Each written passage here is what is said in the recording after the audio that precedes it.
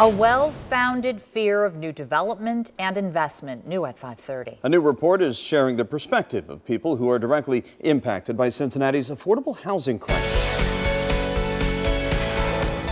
The rule of thumb is that housing costs are affordable if they consume no more than 30% of a family's household income. And this new report found that many of our neighbors are worried that new development will move them out of the places that they currently call home instead of moving them up. Lucy May brings us the story of the man behind the report and a local business owner on the front lines of this issue. Ciante Stewart opened his Creative Clothing 513 store in Bond Hill nearly 3 years ago because he believes in the neighborhood. It's home for him and his family. I stay across the street.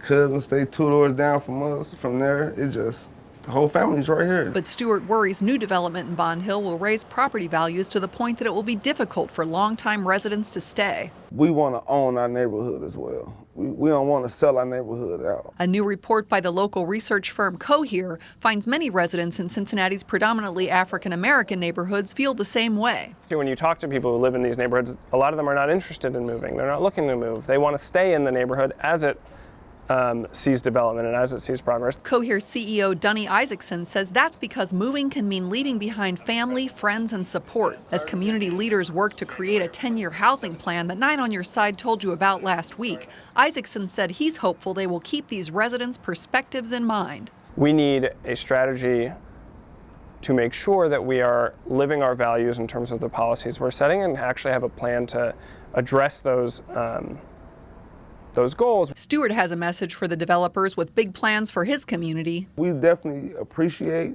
what they're trying to do. Now, we definitely appreciate it, but I say keep in mind the people within the community, the neighbor, the man across the street. We want to be a part of the development in our community. Lucy May, 9 on Your Side. And you can read more about the report's findings and get a link to read the whole thing right now in Lucy's story on WCPO.com.